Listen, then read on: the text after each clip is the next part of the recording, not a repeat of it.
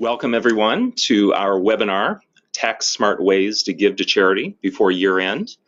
I'm Nathan Mercereau, President of Planning Alternatives, and delighted that you're joined us today. We will be recording this webinar for future reference. So if you want to pass on what you hear today to others, you can reference the webinar recording. Want to remind you that there will be a question and answer session at the end of our session today. And you could submit your questions online. If you look at the box on your screen, you can type in questions and we can discuss those at the end. And we're looking forward to the time today to talk about a very timely topic. I am so pleased to have a special guest, Kim Lawton, President of Schwab Charitable here. And Kim has just a very amazing career in the financial services world. 2 bachelors from Stanford, MBA from Harvard, certainly doing work that is really impactful. Welcome, Kim, and so delighted that you joined us today. Well, thank you, Nathan, and it's a pleasure to speak with you and your team and then all of your clients about such an important topic, especially this year. Well, the work that you do is so important. Schwab Charitable is one of the largest fundraising charities in the country. And just throughout your career, I know that you've talked to a lot of people, seen a lot of situations materialize around charitable giving. At a personal level, what motivated you to do what you do? So I was raised in a fairly philanthropic family. My father was a doctor, and actually my parents are spending most of their retirement career doing medical mission work overseas, but they were raised in small towns, and so philanthropy was always very important to them. But I developed a passion for financial services sort of through my business career, and spent over 22 years at Schwab, but in the past 10 years was lucky enough to find what I find is sort of the best kept secret around Schwab, which is the ability to help people to give their money away. As I say, I get to meet their clients when they're at their best, which tends to be when they've set aside money and they're able to give it to charity, and it helps me to really mix both my interest in financial services and philanthropy in one role. That's great. Well, thanks for doing what you do. We have a number of things to discuss today, and one of the agenda items that we want to chat about are the trends that you're seeing in the U.S. around charitable giving. Sure. So I know many of you, all of you are givers. Of over 90% of Americans do give. And I know many of you probably also sit on boards of charity and are familiar with these trends just from that perspective. But giving has been on the rise and is approaching and will probably surpass about $400 billion this year. All these are big numbers, but for context, that's $1 billion a day going into the charitable sector, which is terrific. You'll see while it's been really increasing over the past number of years that it just over the last year reached the same level that it was pre-recession. So from a philanthropic perspective, we're very happy about that. And while most of what you'll read about in the press is about foundations giving and oftentimes corporations making large gifts, the reality is that 3/4 of giving is coming from individuals. 72% last year. So individuals just like you all, just like us, make a huge difference in these numbers and a huge difference in the support that the charitable sector receives. And when you talk about individuals, what have you seen as a common point of interest that comes up in conversations? Is it simply to leave a legacy? Is it to help a specific cause? Is it just a wide range of possibilities? It's a wide range. I mean, most people, as I mentioned, 90% of Americans, particularly those with means, are philanthropically inclined. So a lot of it is how do I make a difference and do so in a tax smart way? Another is how do I set a good example for my children to the extent that there's larger sums of money? How do I pass along the values from one generation to another? But the tax issue is a huge issue, and one of the things that's been driving the increases over the past few years and will continue probably to drive the increase this year are the tax benefits of giving, particularly people who are smart enough to go beyond just writing checks and using their credit cards to give, and think about giving appreciated securities. So this slide here just talks about some of the tax benefits of giving appreciated securities. When you give when you sell a security on your own, you have to pay capital gains tax. When you give it to a charity, the charity doesn't pay capital gains tax. So giving contributions of appreciated securities always makes more sense and can leave you with about 20% more to actually give to the charity. Tax benefits also include being able to take the current year deduction on tax forms. We'll talk a bit about the current year, what's expected from the tax legislation later, but this is a real benefit, particularly for those who itemize, which I know many of you do. And then over time, for a donor-advised fund, while money can be given into a donor-advised fund, while it's waiting to be granted out, it can be invested tax-free for future growth and granted out over time. So 2017 is a significant year because of what's happening with potential tax reform. And as we speak, Congress is working on different parts of legislation for that reform. What are your thoughts around the timing of where we're at now and what's in the pipeline for tax reform? So it's a great question, and it's very topical. It is changing day by day, week by week, and so it's hard to know exactly how the final bill will be written and passed. But what seems to be clear is that there is a move to simplify tax rates and where possible, reduce them. So I think a lot of people will see tax rates go down. There's some move to have the estate tax phased out or eliminated, depending on which bill you're looking at, and a change in sort of the level at which people are itemizing, which could make charitable deductions something that are a little bit harder to take in the future. So it's going to be something that we all need to be watching. There's a great Wall Street Journal article out today on the topic, so I think we'll see a lot written about it over the next few months as more clarity exists. But by and large, most people are thinking it makes a lot of sense to bring giving forward this year, because not only would you be maximizing the value of the deduction, because the marginal rates probably are higher now than they will be under whatever gets passed, but you'll also be able to itemize those deductions more easily, particularly if you're giving sort of in that sort of $12,000 to $24,000 range on an annual basis. That's great. So it is that time of year where we give thanks, and there's holiday season, and the time can pass quickly, but it sounds like there's more urgency given the more urgency from a tax perspective, and obviously from a need perspective as well. The number of disasters that we've seen over the past number of months has created a surge in giving. There have been a number of causes that have seen increases in giving all year long since the election last year, that people think may be under some level of threat. So, in addition to having big tax benefits, there's quite a bit of need out there that people are being inspired to support. Well, giving is important to a number of people, but there's also a lot of ways that they can give. There's just not one solution for all. Maybe you could talk about what the options are and how you help people figure that out as well. Sure. So there are 3 different ways to give, and I think everyone on this call is probably doing some form of giving now, whether you're writing checks using your credit card or potentially even directly transferring appreciated stocks to individual charities. Those are all great ways to give now.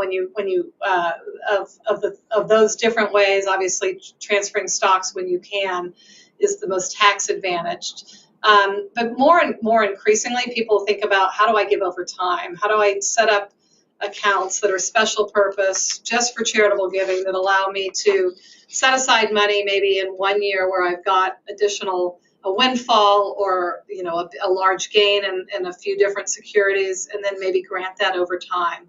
So the traditional vehicles have been more vehicles for the wealthy, private foundations and some of the community foundation tools. But increasingly, and we'll talk a bit about this, is one of the services that Schwab and Schwab Charitable provide. Special purpose accounts like donor-advised funds are a really low-cost, simple way to give over time. And then last but not least, for those of you who might be interested in leaving a charitable legacy but maybe need to earn some income in the meantime, there are different types of charitable trusts and charitable gift annuities that can be structured as well. So a lot of options. How does someone decide what to do? And I know that we're going to talk more about the donor advised fund, but in your experience, what has kind of been the path for people to come to their own conclusion? Right. So I think donor advised funds, as we'll talk about, are a very simple entry point into endowed giving or giving over time. And it's oftentimes what you'll see people do when they're first getting used to that sort of concept of setting aside money and giving it over time. But as people get more resources or potentially are interested, oftentimes they'll think about private foundations as ways in combination with their donor advised fund to give. If they want a little bit more notoriety, if they want to employ family members, do some more sophisticated giving, as well as working with the community foundation. People who are looking for a level of guidance and advice, want to get the money to work in a community but maybe don't know exactly how, want a better understanding, and the expertise that community foundations provide around the local community needs can be very helpful.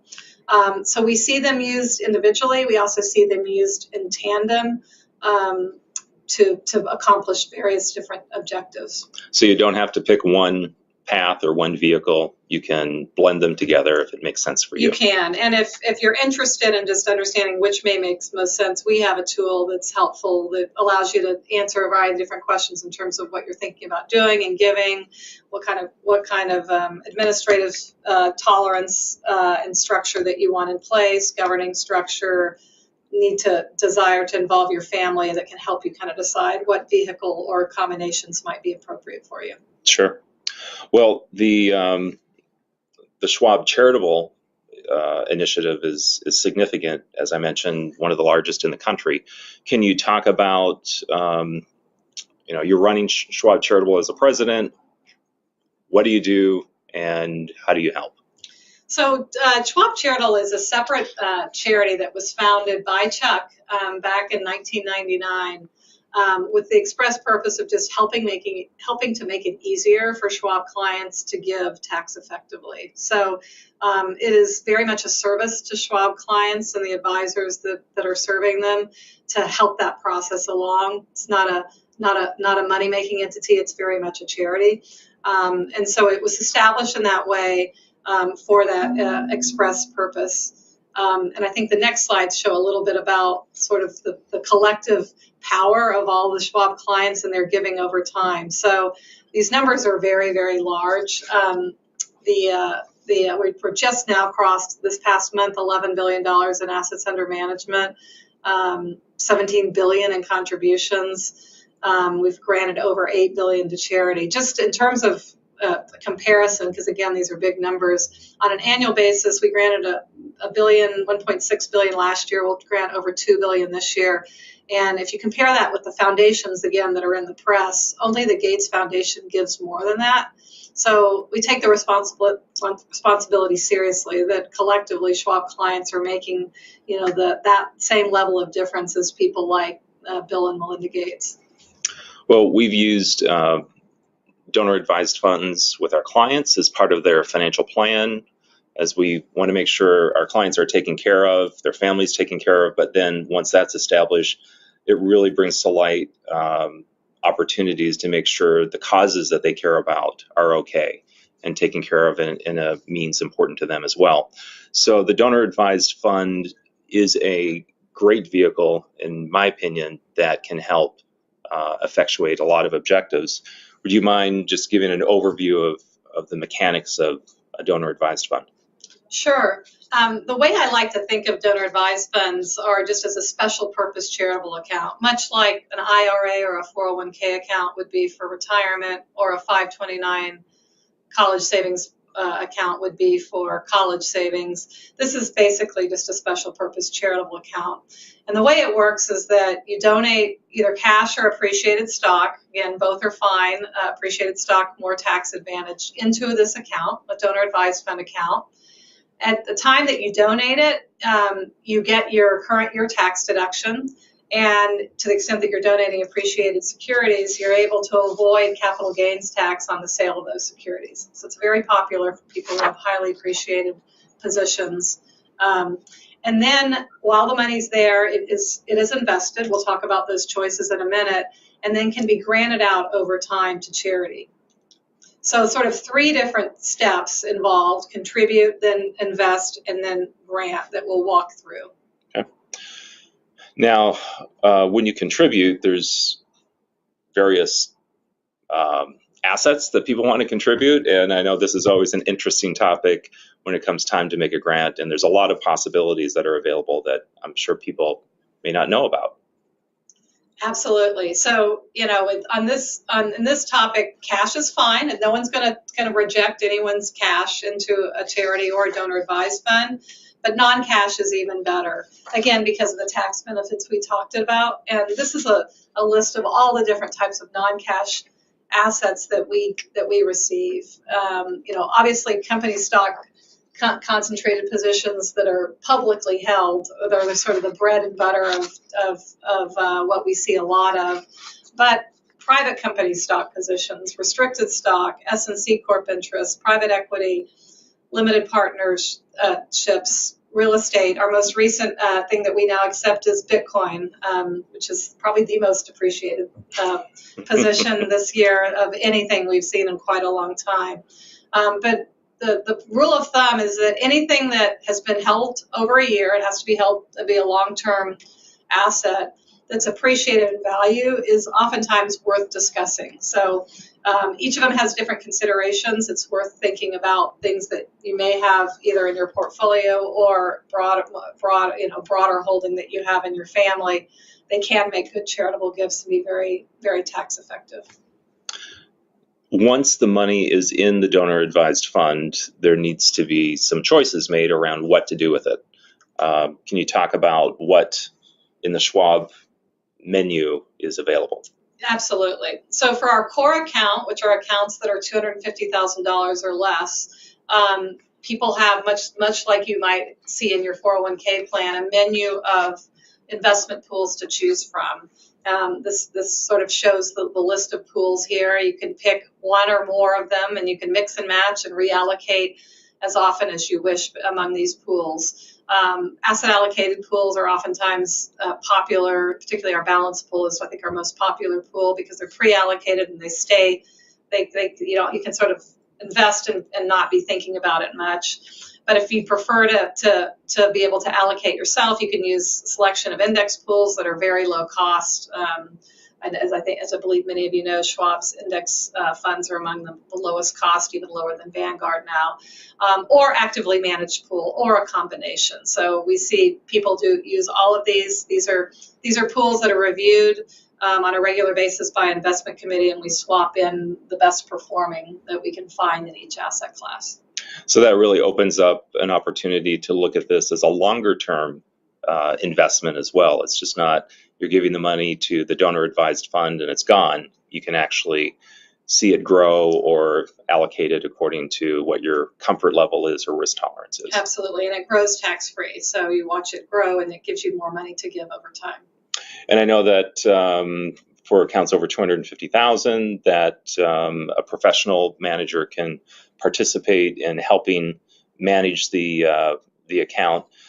And if you could just speak to the fee structure, just so that people are aware of how that works. Yeah, absolutely. So the fees on the account are 60 basis points for a minimum of $100 for smaller accounts, and then as your account value increases beyond $500,000, $1 million, the sliding fee schedule actually goes all the way down to 10 basis points at the highest end. For the investment fees, those are the administrative fees. It covers the due diligence, the grant making, the kind of online experience that you get, the simplicity, the acceptance of the appreciated stock and the liquidation.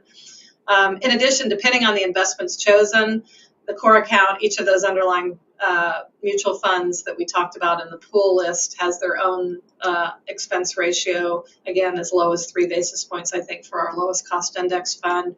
And then the professionally managed account, depending on what types of securities the advisor puts you in, would have their own investment fees underlying. Great. So the money has been donated, the money is in the fund, now it's time to give the money. Can you describe what that's about and the process? Absolutely. So this is where the fund starts. The first thing is that the grant minimum of $50 has been coming down over time as we get more efficient and have more technology to automate our processes. We continue to bring that number down. So it really can be used for lots of everyday giving, not just sort of your high-end gifts, but you can sponsor people on runs and walks, and as long as you're giving $50 or more, you can utilize this for your everyday giving. The way the process ends up working is that you go online and also through a mobile app. You can use the Schwab mobile app as well, and go ahead and just recommend the grant online. Once you've made grants, you start to develop a grant history, and you can use a grant again feature, which literally is one click and it grants it again. What happens on the back end is that a letter is generated to the charity. This is an example of a letter that has a check attached, and they'll receive the letter with all the information. You can specify whether you want the grant to be with your name on it, with your name and address on it, or anonymous. About 97% of people choose to at least have their name attached. Many people choose not to have their address attached just because they don't want to necessarily get junk mail from the charity. But it's your choice with every single grant. And you can also choose to be anonymous as well, which again, only about 3% of our clients do. Mm-hmm. Good.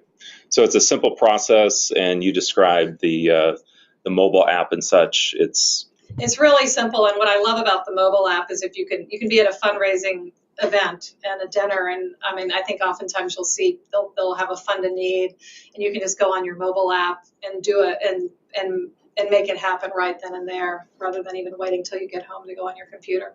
That's great. And how do you kind of account for this or track things? Yeah, so what's wonderful is anytime you can go online at any time and see your grant history. We've got a nice dashboard that talks about the contributions in, the grants out, shows a pie chart of where you've given and the top charities you've given to. But at the end of the year, we have an account summary that comes out in early February that talks about all of your contributions for the year and also gives you a list of grants. And this is the document that you can just literally use to prepare your taxes or give to your CPA to prepare your taxes. No more making copies of checks, chasing down receipts, trying to remember where you gave to itemize your deductions. It's really all in one place. Good. No one enjoys paperwork, so it sounds like this helps. A number of clients are interested in giving internationally. And what are some of the options and issues as people explore that? So international granting has been an area that's been growing tremendously. There are a few different ways, and we continue to sort of make it simpler to do the more complex granting. The simplest and easiest way to give internationally is many charities will have a domestic U.S.-based charity, 501c3, that does international work, and those are grants that we approve, that can be approved pretty much immediately. We also have the ability for people wanting to give to charities that don't have those kind of affiliations or larger gifts for people to grant directly to those charities or through an intermediary, and those are things that we work closely to negotiate special fees and have special access to enable that kind of stuff to happen. That's great. So when people think about leaving a legacy, and that's important for many clients who have worked hard all their lives, they've built their financial nest egg, and they're very proud of that. I know that there's a lot of options that you have that can even continue that legacy after a person passes. If you could briefly share those. Absolutely. So one of the key features of a donor advised fund account is that you can designate successor beneficiaries, and that's really the most popular thing for people to do, is to have instructions when they pass that some money goes to charity, and then maybe some other money maybe goes to the successor beneficiaries account so that they can then give the money away. So it can be done in any combination, either to charity, to successor beneficiaries, so that they can then grant the money out to charity. And then there's another permutation where if there's a significant amount of money to be given, we'll allow people to give us instructions to allow money to be given over time to charity. And that's really what the Charitable Legacy Program is for that subset of people who want to do that. That's great. Now, for a number of clients, although this is age specific, and age specific meaning once a person reaches age 70 and a half and they have retirement accounts that are held in pre-tax accounts, such as IRAs, there is a option to donate directly from charity. How do you kind of, out of that IRA account, how do you best evaluate that landscape? Right. So the bottom line is it's definitely worth talking to a tax advisor to see which is the best approach. The way the qualified charitable distribution works is that you can donate up to $100,000 if you're over 70 and a half of your RMD directly to an operating charity. You can't do it to a donor advised fund, and that does allow you to not be paying your ordinary income tax rate on that distribution. It goes straight to the charity and you don't pay that tax. When you compare that with the value of donating appreciated securities into a donor advised fund or directly to charity, you're also getting an extra benefit of not paying that capital gains tax. So oftentimes that, for the vast majority of clients, can be the better route. But sometimes, depending on the resources, doing both can matter because they both have different deductibility levels. So bottom line is to talk to your tax advisor, but it's definitely worth considering now that the QCD has been made permanent part of the tax code over the past 2 years. It's now permanent. It's not something that we used to wait to see it if it was going to be renewed every year. It now is. So it's worth thinking from a planning perspective about what makes sense for your situation. Sure, absolutely. Well, the end of the year is coming up very quickly, and we talked about how this season seems to just fly by. What are some important dates or timelines to consider as we begin year-end planning? So it's going to be a busy year-end giving season. You'll start to read a lot in the press about people thinking about their charitable planning and giving. And so we encourage people to think early about it, which means now. The deadlines here that are laid out show that we are able, particularly if you already have your assets at Schwab and have appreciated securities in those accounts, to convert those at the end of December over to charitable accounts. The deadline, I think, is the last business day of December. That being said, it's always good to think early. The markets are performing well, and so oftentimes it's good to just go ahead and lock in the gains now before any potential correction. And if you need to open up a new account, those can be done in a matter of a day or so. But again, we'd encourage people to be thinking about that over the next few weeks and not wait until the very last minute. I know you will accommodate us procrastinators, but you'd prefer not to. Yes, understandable. It's less stress for everybody involved. Understandable. We've covered the essence of our webinar today and would encourage any questions to be submitted, and we'll use this time to discuss some of the things that are on people's minds. So one of the questions that comes up is, well, what is a valid charity? I've always considered my children a charity. Can I give money to them and pay their tuition at school? I'm using an extreme, frivolous example, but how does that get managed? Yeah, that's a great question, and I think we all consider our children charities. I've got a few of them myself. Any valid charity is anything that the IRS considers a valid charity, which means that they were given a letter of eligibility by the IRS to be 501c3, and they're filing their their taxes on a regular basis so they don't go out of compliance. So we rely on the IRS's judgment, but 99.9% of charities that are out there are going to qualify. What's nice about a donor advised fund is that it is because we do have that due diligence on the back end. If you're ever not sure if something's a real charity after disasters, oftentimes people will solicit money and you're not really sure where you're giving it. You can always say, hey, I'm happy to give. I'll be giving out of my donor advised fund. And then when you go to make the grant, and if it doesn't get approved and they say it's not a real charity, you will have saved yourself from giving to someone who really wasn't a charity. Sure. So. We also touched briefly on what happens to these accounts when someone passes away. Could you just recap the options and maybe some of the more common things that you see? Someone puts money into a donor advised fund, and after their death, what happens? Absolutely. So the most common use case is that a couple or an older generation will open up an account with both of their names or one name on it, and then also designate when they open their account the successor beneficiaries. That oftentimes can be their children, but it doesn't have to be. It can be, cousins, advisors to them, friends, other family members. And they will also then think about a portion of the account that they may want to go directly to charity upon their passing. So that's the most common use case. Then when they pass away, the portion of the account that goes to the successors, just the name on the account changes. It's that simple. And they begin to manage the account just as their parents were. And the portion that's going to charity, the check gets cut as soon as we get the instructions, and that goes out to charity again with the grant letter that says where it's from. Mm-hmm. Another question relates to the potential tax reform.